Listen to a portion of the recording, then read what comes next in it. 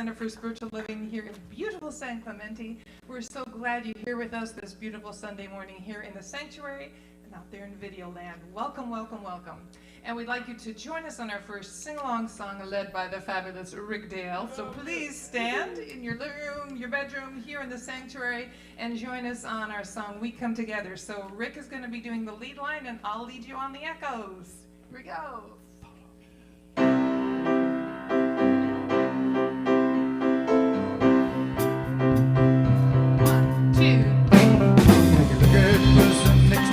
Take a look at the person next to you. Say, I recognize the God in you. Say, I recognize the God in you. Feel the love in the sanctuary. Feel the love in the sanctuary. Lift your voice and repeat after me. Lift your voice and repeat. We come together. We come together. We come together. We come together. We come together. We come together in the name of love. We come together. We come together. We come together. We come together. We come together in the name of love. Take a look at the person next to you. Now look at the person next to you. Say, God loves me and love you too. Say, God loves me and I love you too. Feel the love in the sanctuary. Feel the love in the sanctuary. Now lift your voice and repeat after me. Lift your voice and repeat. We come together. We come together. We come together. We come together. We come together. We come together in the name of love. We come together. We come together. We come together. We come together. We come together. We come together in the name of love. Every walk of life, Take it away, Rick. every creed and color.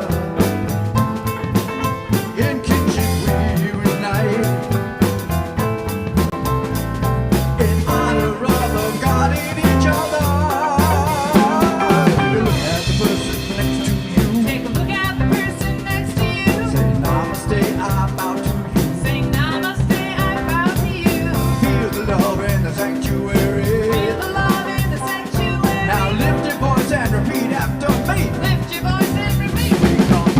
We come together. We come together. We come together. We come together. We come together in the name of love. We come together. We come together.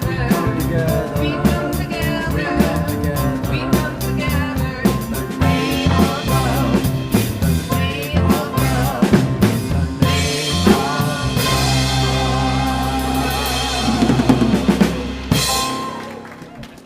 of love. Thank you, Ricky. Good morning, everyone, and welcome to our center here in beautiful San Clemente, where the sun shines and the birds sing. Whoever you are and whatever spiritual path you're on, whatever you did yesterday, I don't care. You're here today, and that's what's the good thing is. And you're welcome here. I've met a few people that have been here for the first time this morning, so I'm going to tell you who we are. Here we go. We are a radically inclusive, spiritually progressive, supportive community that celebrates the very diversity of creation. We strive to live authentic spiritual lives through a practical application of the teachings of the science of mind. We engage in conscious practices that uplift spirit, deepen our awareness, and ignite our soul's self-expression.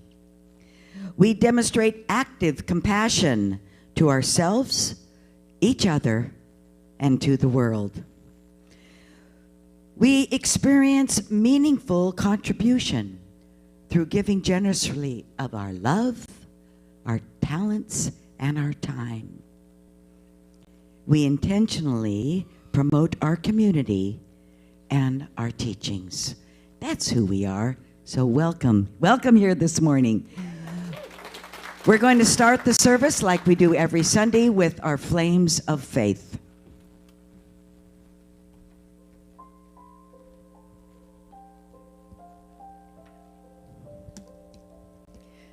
We perform this ceremony to promote the universal consciousness of life, which acknowledges that all peoples and all faith come from the one great universal presence that we call spirit.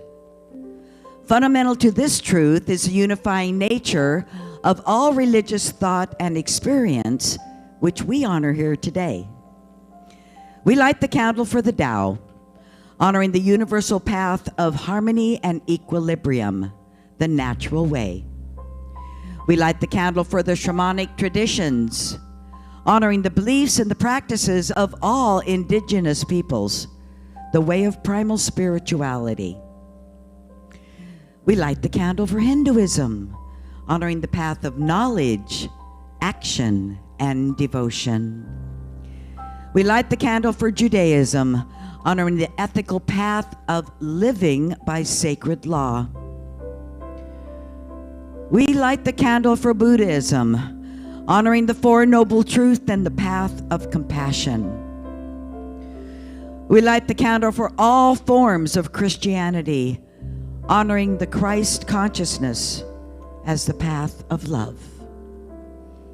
We light the candle for all forms of Islam, honoring the path of compliance with the will of God as the highest calling.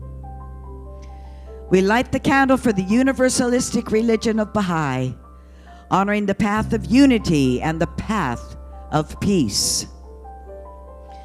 We light the candle for all forms of New Thought, honoring the metaphysical path of mental healing through the practice of universal spiritual principles. And as our practitioner, Tony Sparks, lights that last candle, let it represent the path that brought you to this service this morning.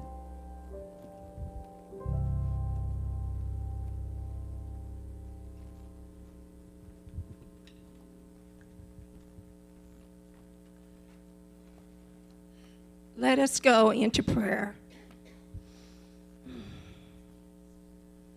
Knowing Spirit is absolute perfection, wholeness, and completeness. God is light and beauty and joy. It is the one mind, the creative force, and it is life itself. And God is infinite intelligence and wisdom and clarity. It is peace and harmony. And we are so, so blessed that God lives within us as Spirit. We are a living expression of Spirit. And I know that God is in and through and around and for each one of us. And I know that as I speak my word this morning, I know that this room is filled with love, with connection, with the power of Spirit. It is filled with the wisdom that each one is being filled with. It is filled with harmony and peace. And we come together to seek out and to see expressed the truth of life, the truth of giving, the truth of being. And I am so, so grateful for each and every person that's in this room. So grateful for the expression that each one brings to each other. And I know that we are filled with wisdom and clarity as we open our minds and our hearts to this morning, and knowing that everything is well, everything is good. So with so much gratitude for the presence of each and every person, for the presence of Spirit, acknowledging that this is a day of good, a day of wonder, a day of joy and harmony and community. I take these words of truth and place them into the law of activity and power, knowing as we say together, all is good. As so it is.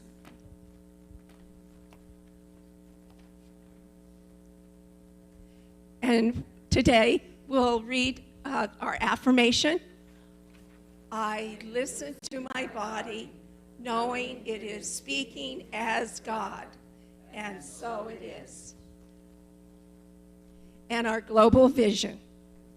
a world that works for all, where all life is honored as expressions of the divine, where people live according to spiritual truth, where humanity awakens to spiritual magnificence, where humanity discovers personal creative power, where we live as one global family, where kinship with all life prospers, where unity and connection is emphasized, where forgiveness is the norm, where spiritual guidance is valued, where communities are meaningfully involved in service to the world, where resources are valued, cared for, and shared, where people have enough food, homes, and a sense of belonging, and where there is peace, harmony, and justice for all. Amen. Thank you, Tony. And now I am just delighted to welcome to the platform once again our beautiful and talented, our very own Chelsea Van.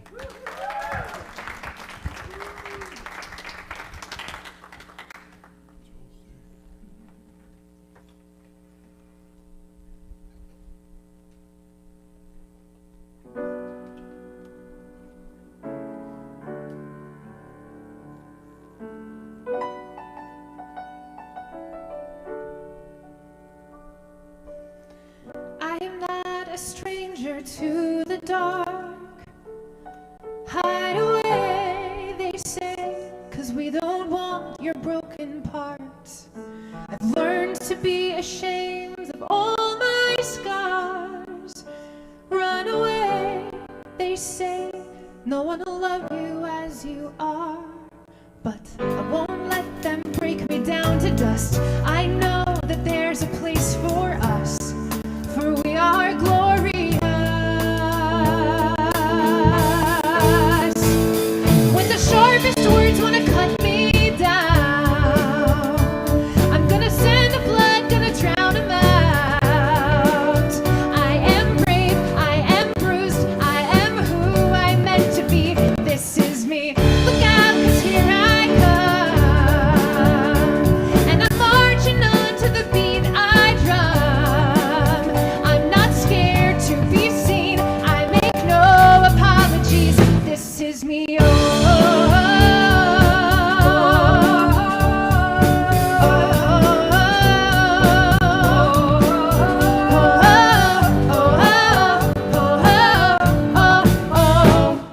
Another round of bullets hits my skin. Well, fire away, 'cause today I won't let the shame sink in. We are bursting through the barricades and reaching for the sun. We are warriors, yeah, and that's what we've become. So I won't let them break me down to dust. I know that there's a place for us, for we are glorious. When the sharpest words want to cut me down, I'm gonna send the blood, gonna drown them out. I am brave, I am bruised, I am who I'm meant to be. This is me. Look out, 'cause here I come, and I'm marching on to the beat I drum. I'm not scared to be seen, I make no apologies. This is me.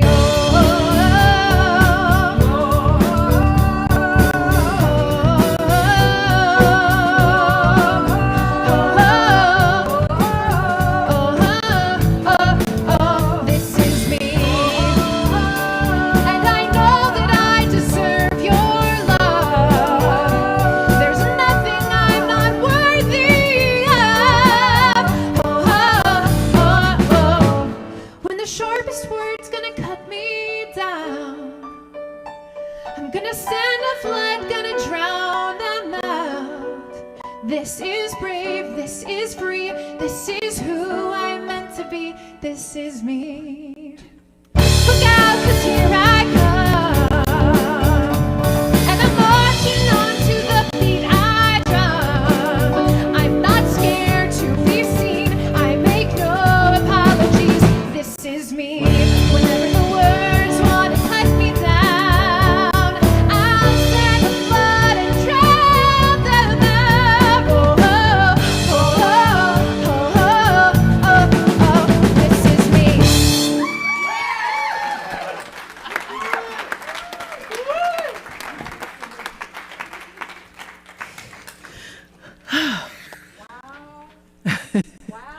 Handheld for a second? Wow, wow, wow, wow, wow. Thank you so much, Chelsea. That was amazing. Let's give her another hand. Woo! You feel the energy in the room? Well, I'm really excited this morning because I have a special treat for you. I've known this woman for about 16 years. And initially, I met her at Asilomar. She was doing an amazing workshop. And after that workshop, I began to stalk her. She became my mentor as I was going through my ministerial training. And soon enough, we realized that we were sister friends. She is the founder of the Center for Spiritual Living in North Jersey, going on 20 years. She is also the founder of an amazing body of work called the Planned Happiness Initiative. And she is here today to share her wisdom with you. The thing that she really wants you to know is that she is a hardcore religious scientist and teaches the science of mind principles and uses those principles to elevate emotional health in our movement. Yeah. And without further ado, I give you the Reverend Dr. Michelle Watley.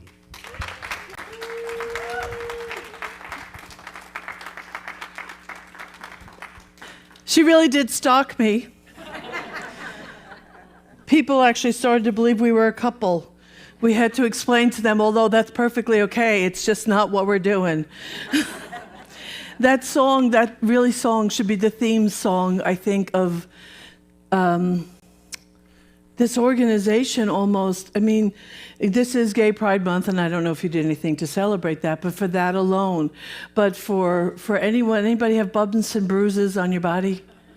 Anybody look in the mirror and you're 100% happy all the time? And if not, then that's the lesson. The lesson is in that song. Am I okay?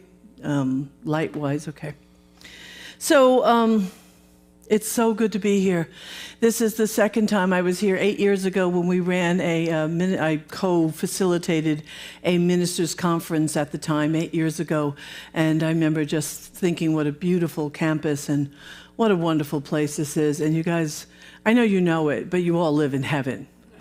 I mean, I live in heaven too, but my heaven's got more moisture, more cold, more traffic, it's a different kind of heaven. But I guess if we can't all say that we are living in heaven, we're not necessarily living the life that we choose, right? And so I come to you today after being with your beloved practitioners and some others yesterday, Friday, and Saturday, and we deconstructed ideas and attempted to start reconstructing them, but the point was to expose the underbelly of that which gets in the way of our lives. And so do I have the power? Do I have the clicker power? Thank you. Is it up? Do we have a slide? There we go. All right. And I'll just, there we go. So I am here to talk to you. I will go back for a second. I am here to talk to you about forgiveness. And forgiveness is, there we are. Yay. I love technology. Forgiveness is not always a popular subject. Sometimes it's a heavy subject. Sometimes it gets swept away by saying, I've done that. And the truth is, most of us have had some practice in forgiveness. Anybody, have you done some forgiveness work? Yeah. The thing about it is there's some aspects of forgiveness that are not obvious.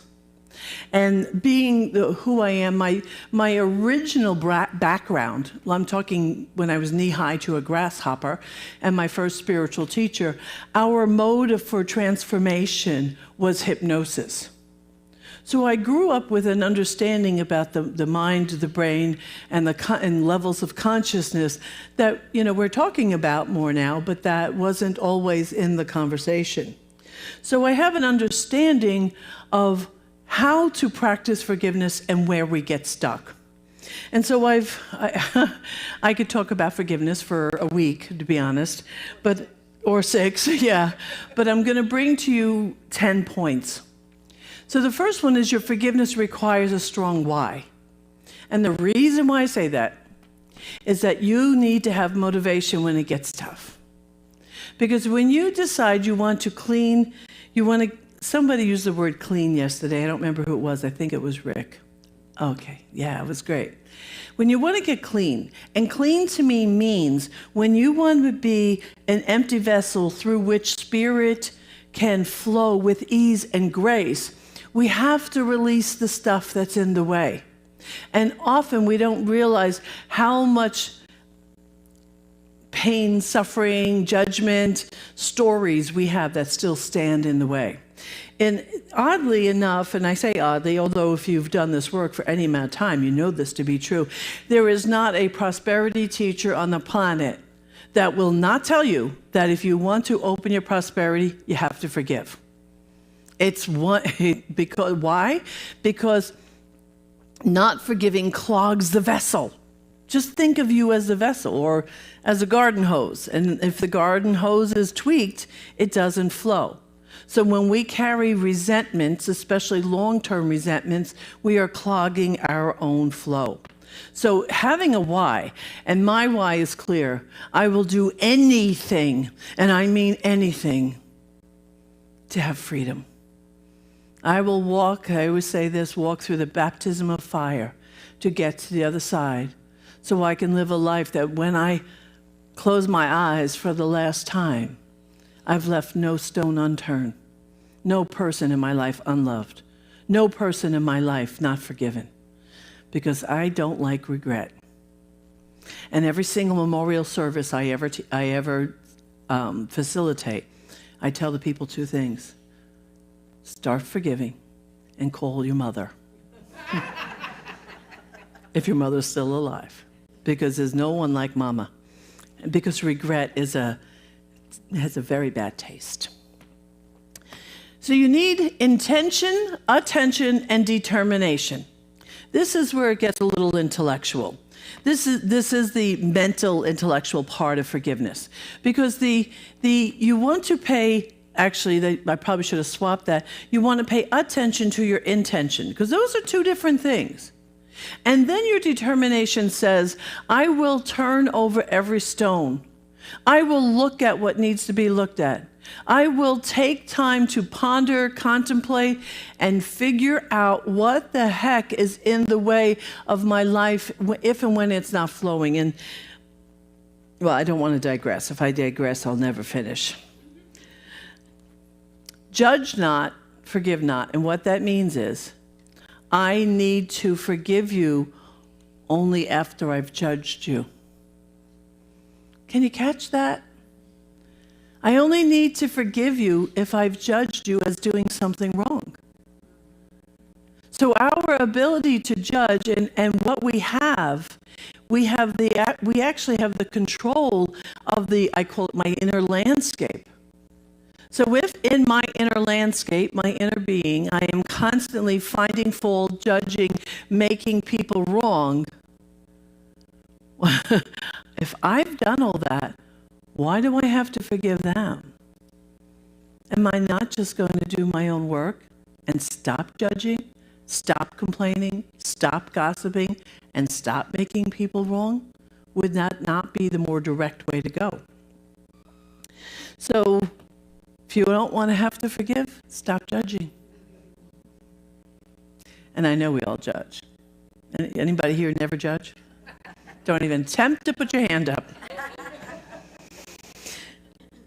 Now here's an ouch, but here's your power.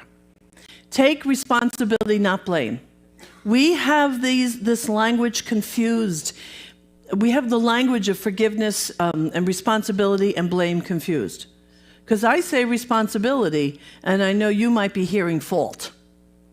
You might be hearing blame. And it's a difference. There's a big difference. Blame makes you weak. Because as soon as I blame you, the power's outside, I'm giving it to you, and I can't do anything about it. The only thing I can heal is what I'm willing to own. Everybody catch that? This is pure religious science, because Ernest Holmes would not ever have us looking outside of ourselves. He wouldn't. If you want to be free, your freedom must be here, and part of that is taking responsibility. That was a big conversation we had this weekend. And this is one of my favorite things to say to people ever. You are not at the mercy of what was, not now, not ever. I've been doing this work for a long time. I work intimately, coaching one-on-one. I work in groups. I teach classes, courses, workshops. And I'm here to tell you that whatever story you have, and some of you have stories, pure statistically alone, a good portion of this room has had abuse or violence perpetrated upon you. I don't have to know who you are, but I know that that exists. And I'm here to tell you, you're not at the mercy of it. Your story does not determine your reality. Can I get an amen for that? Amen. Right? Your story, I'm going to say it again because it's important enough. Your story does not determine your reality. It does not. Okay?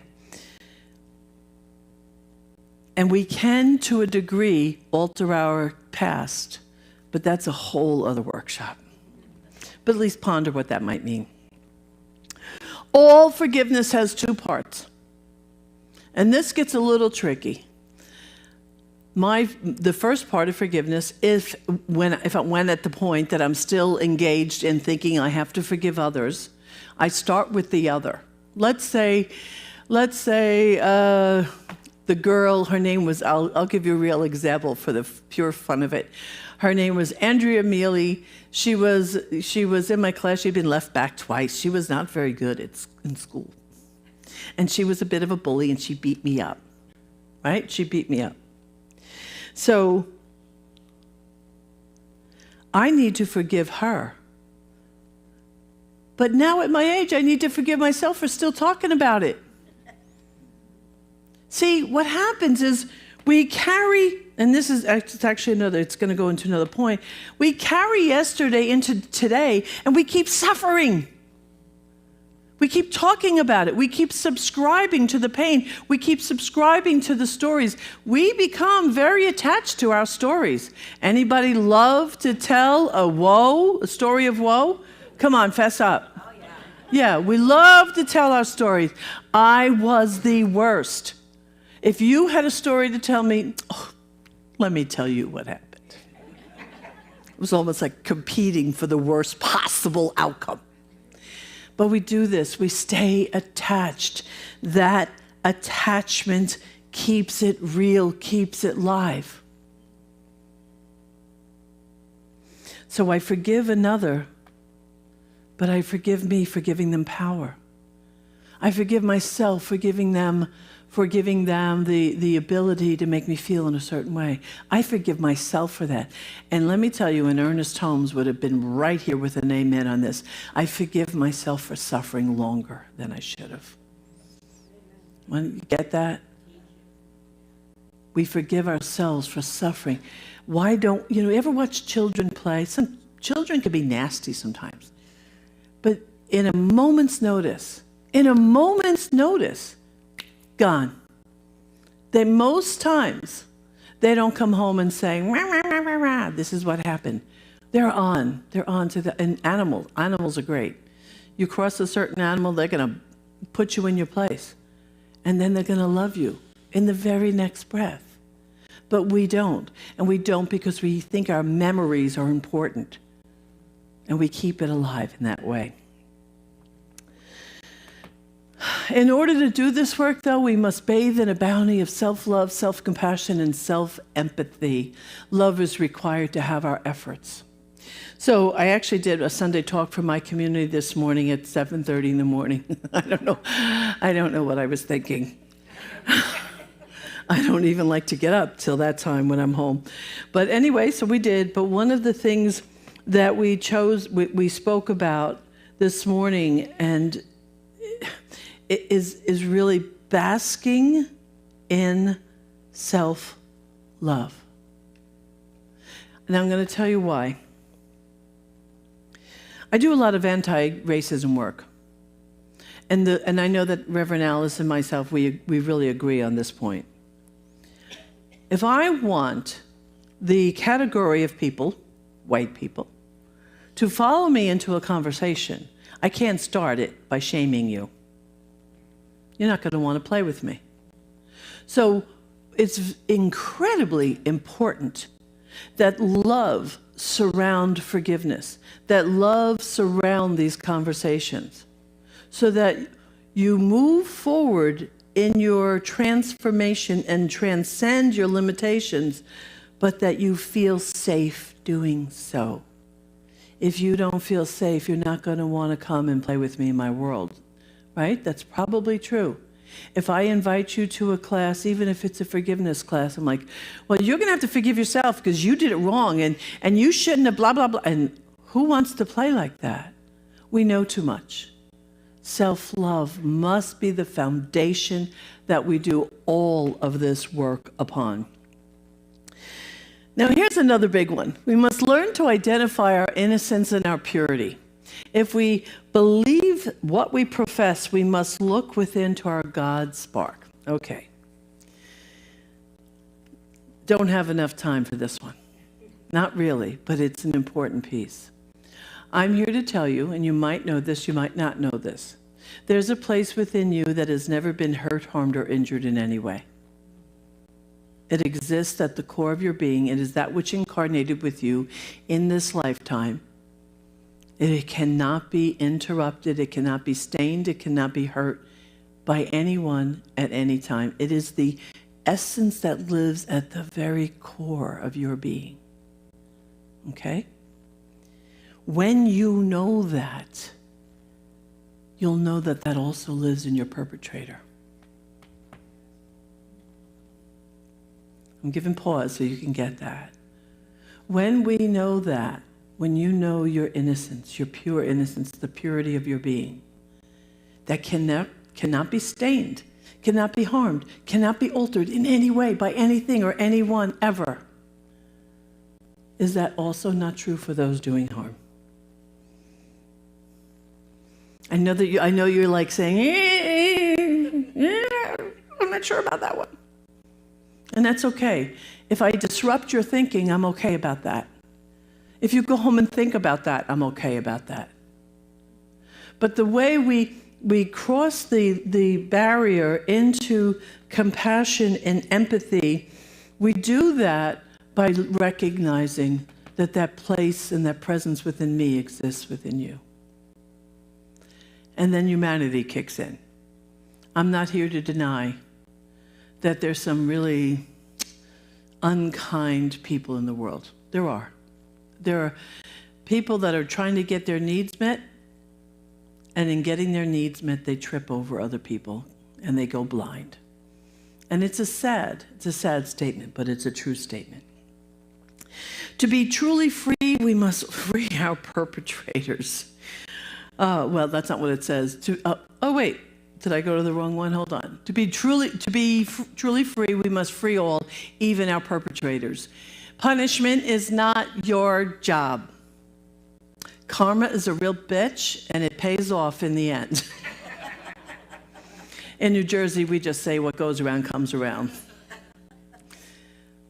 It's not your job. The more you're concerned with the punishment of that person, the more you are suffering by holding the consciousness that you must be in charge of their suffering. Do you get that? In your forgiveness, someone might find their freedom. In your forgiveness, your perpetrator might become free. Hallelujah. There's no private good. It's not your job. And we acknowledged yesterday that those who harmed you, they're not thinking about you anyway. Andrea Mealy, who beat me up in 6th grade, she's not thinking about me.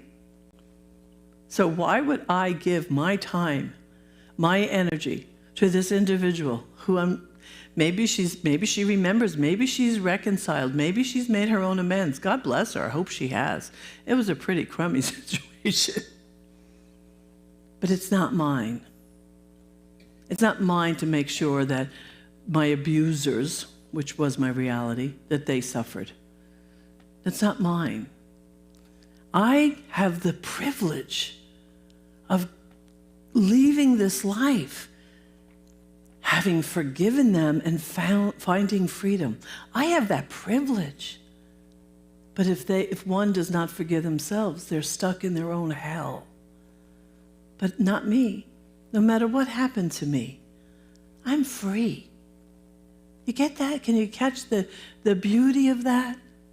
That you, even though you might have had to deal with something, through forgiveness, you find freedom. What a beautiful thing that is. And here's the thing that really applies to those of us in this movement. The subconscious plays a major role in forgiveness. Some of your struggle is not your fault. This is the only out I'm going to give you. Otherwise, I always talk about self-responsibility, but I'm going to explain why. The truth is, most of us don't know that the stuff that happened is stuck in the subconscious. You and I have this incredible mind, but we haven't always developed the tools to figure it out. No one's given us a roadmap. So you probably know this already, but everything you've ever done, tasted, smelled, seen, experienced in your life is recorded. It is recorded. And the things that had emotional impact sink into your subconscious, and they live there until you say, oh, I need to move on. But how do you recognize that they're there? By what's happening now. Form follows thought, but when we want to change something, we have to look at the form and say, how am I feeling? I'm not feeling so well. How are my relationships? Some are working, some are not. How's my money flow? Oh, it's not flowing. Do you keep marrying the same kind of person, right? Do you have the same boss over and over again? All of those trends, those habits and ways of being are an indicator that there is a subconscious influence in your life that you don't quite have a handle on. You haven't been able to find it. So, are you at the mercy of that? No. But you might have to learn how to mine it. And so I'm going to give you since all of you are seasoned religious scientists, right? We have a room full of people that have been in this teaching for a long time. You use your words purposefully and tell the subconscious, I'm oversimplifying it for the purpose. You use your words and tell the subconscious that every memory, every belief, every self-judgment, that everything that exists that's attached to a feeling, that wherever it exists inside the subconscious, it is uprooted, cast out, neutralized, never again to have any impact over your life. Holmes was clear. The emotional traumas that were in our lives have an imprint. That imprint stays there until you and I learn how to uproot it and not be at the mercy of it. Does that make sense? Okay. So for me, there's so much more to talk about. And the reason why I felt like I had to, I just need to check my time here for a second. Ooh, I'm over. The reason why, sorry. Okay. So the reason why I felt it was important to get God, you notice I haven't mentioned God? Because what happens to the atheists? If our forgiveness is only in the hands of God, and they don't have a relationship with God, what happens? So these steps, these points, are for you and I, and for those who don't like the G word. Because I don't have a judgment about that. I don't care where you come from. You still should have the luxury of rising up and out of your story and finding freedom. But if all I say to you is, oh, you'll be blessed. Grace is available if you give to the one. I've kind of cut out a lot of people who are really struggling. There's a lot of people struggling right now. Have you noticed? Yeah, it's kind of it's an unfortunate thing, but it's a reality. But when we look at it this way, it puts we start to own, we take responsibility, and then we own it, and we know it's here, and then we get to love ourselves and free it. Yes? Yes. Okay. Let's treat this into reality. Is it okay? Can I ask people to hold hands if they want to? If you'd like to, please do. By the way, and the reason why I do that is in the book Mind Over Medicine by Lisa Rankin. She gave a quote, and if you're not on the practitioner journey, maybe you didn't read this book, but she gave a statistic that in community, and we're all white people here, I think, you add like 7 years to your life being connected to a spiritual community. People of color can add up to 14 years to their life by being part of a community. So community is the way to go. Yeah, right? Yeah, stay connected, stay tight. And know with me right now that there is a power and a presence and love. It is grand, it is glorious. It is the very essence of our being. And as I speak this word for each and every one present here, each and every one who will see this later on, I know with absolute confidence and knowing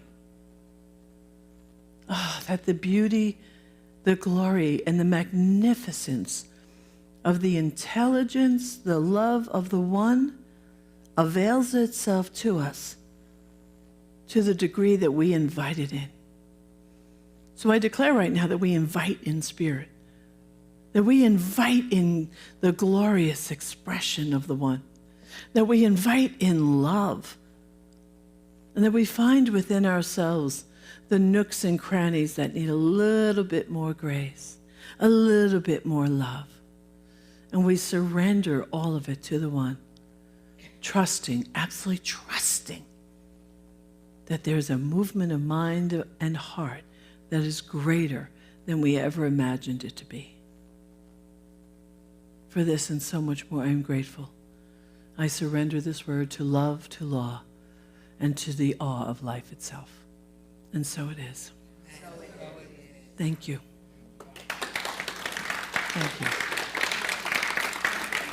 Thank you. Thank you.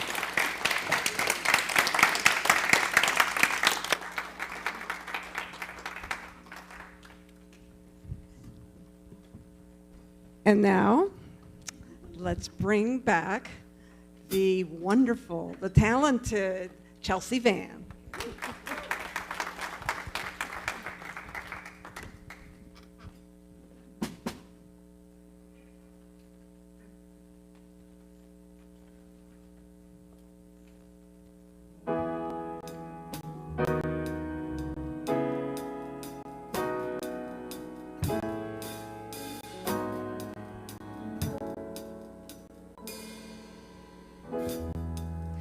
I found a picture of your smiling face,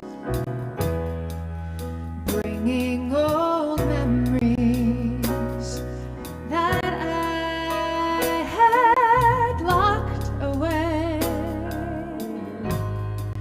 The burden of anger from a heart filled with pain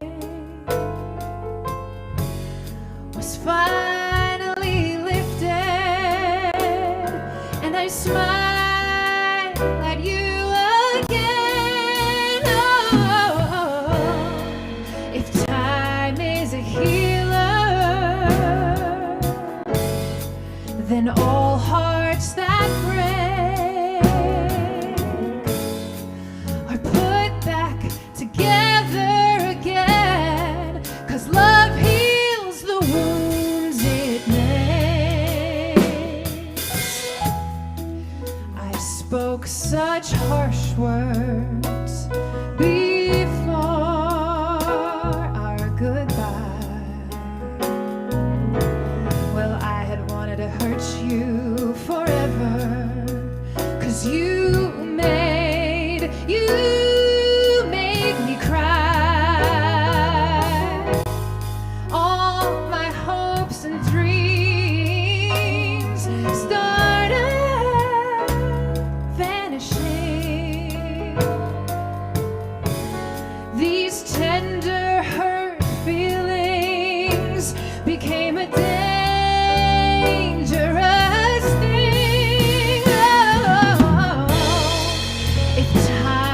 is a healer than all hearts that break are put back together again, 'cause love heals the wounds it makes. All of these years we spent together, well, they're part of my life forever. I hold the joy with the pain, and the truth is, well, I'm healed again. If time is a healer, then all hearts that break, all hearts that break are put back together again, 'cause love heals the wounds. Oh, love heals the wounds. Oh, love heals the wounds. It makes.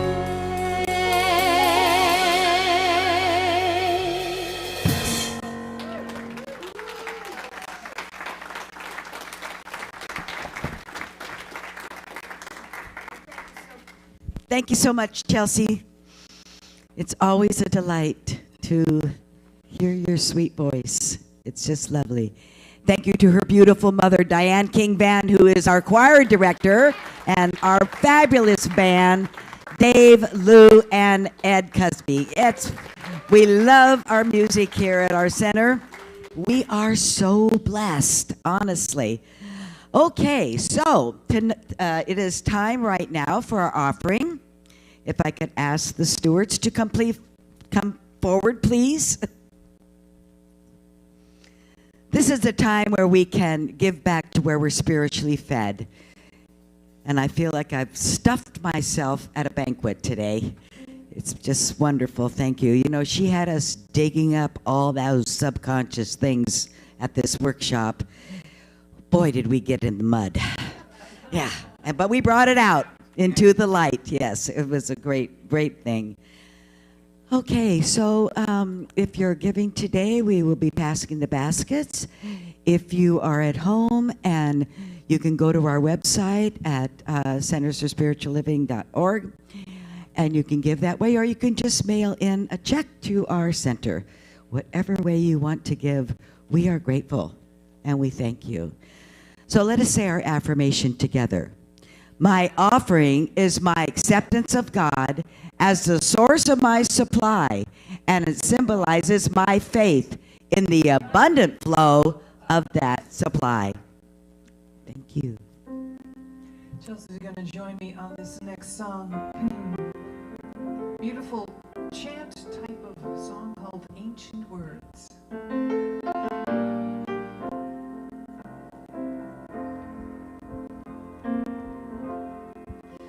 Ancient words, long preserved for our walk in this world, they resound with God's own heart. Oh, let the ancient words impart words of life, words of hope. Give us strength, help us cope in this world where'er we roam. The ancient words will guide us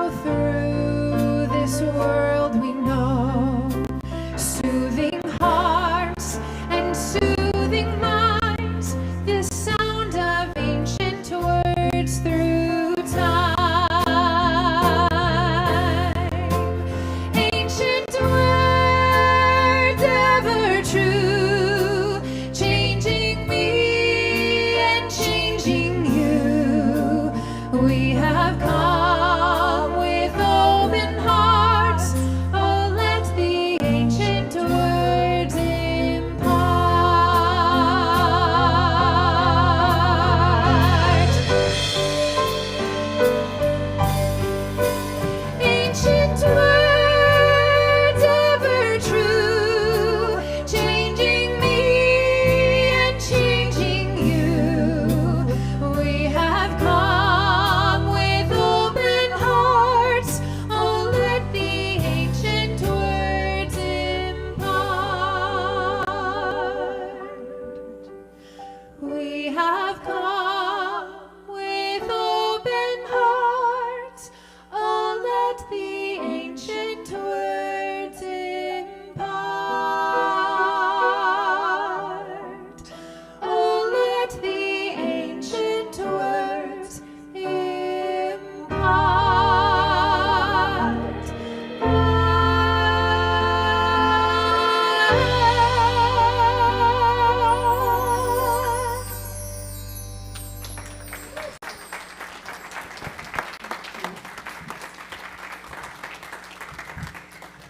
Oh, that was really beautiful. That did something to me. That really kind of stirred something up. What a beautiful song. Thank you. Thank you so much. It was gorgeous. So, we have some visitors today, and if you'll raise your hand, we will bring you this little bag, and it has a gift inside and some information about our center. And if you take it to the bookstore after the service, then we will give you a gift, which is a book. So raise your hand up and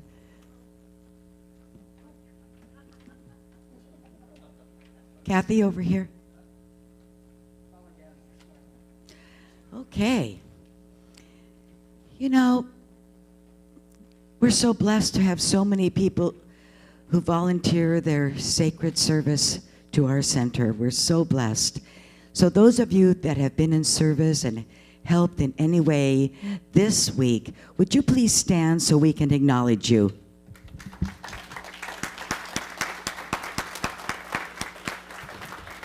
Thank you so much. And then a subset of those people are the practitioners at this center. If you will please remain standing. These are the people that have been trained in the art and the science of spiritual mind treatment or affirmative prayer. We have 3 of them available for you this morning if you want to, if you're hitting a bump in your road. Some of us do. And we need someone to see the truth. And there's 2 over here at the back tables and 1 in the tranquility room. And it is our gift to you this morning to realign with Spirit and the universal presence of God. So you can, and our practitioners today are Tony Sparks, Kathy Story, and Kay Allen. And Kay has been holding the consciousness, holding the high watch for each and every one of you during this service. She has lifted us up so that we can receive all the wisdom that was fed to us today. Okay, so now we have Rick who's doing announcements.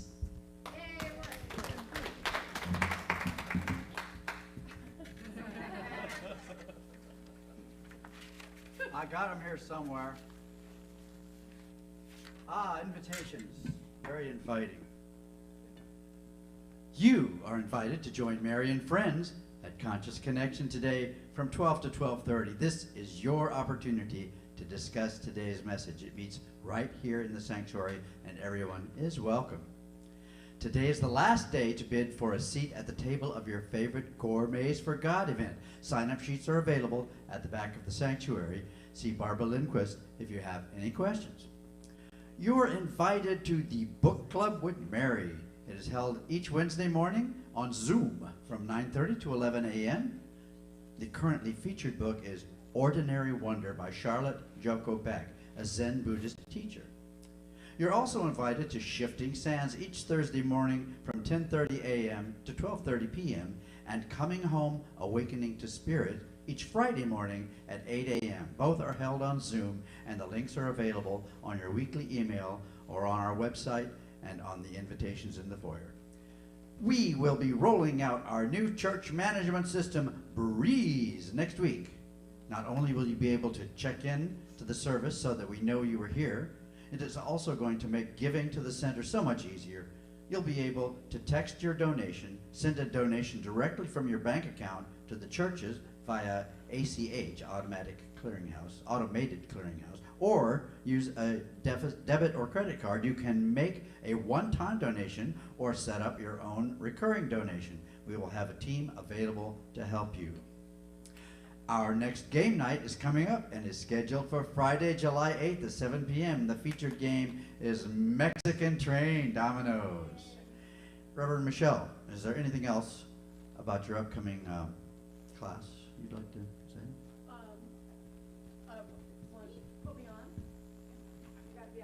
I have to be on the stage. Yeah, no, this course is a 6-week course that has been developed over the past 8 years, and it gets into the nitty gritty.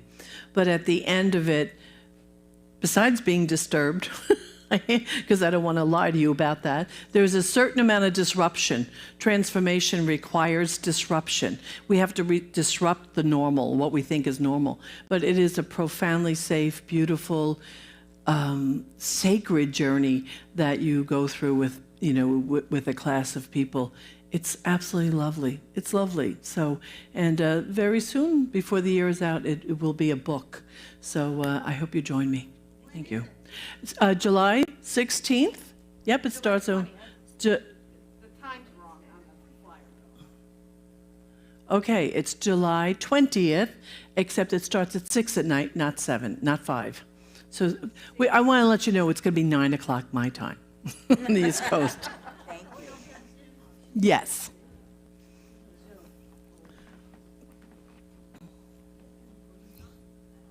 Feel like singing? On your feet. Let's sing out like good Episcopalians. I release and I let go. I let the Spirit run my life, and my heart is open wide. Yes, I'm only here for God. No more struggle, no more strife. With my faith, I see the light. I am free in the Spirit. Yes, I'm only here for God. I release and I let go. I let the Spirit run my life, and my heart is open wide. Yes, I'm only here for God. No more struggle, no more strife. With my faith, I see the light. I am free in the Spirit. Yes, I'm only here for God. I am free in the Spirit. Yes, I'm only here for God. One more.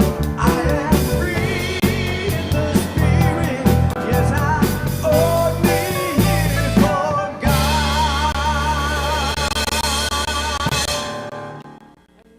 And if I can have the mic, and what I know. No?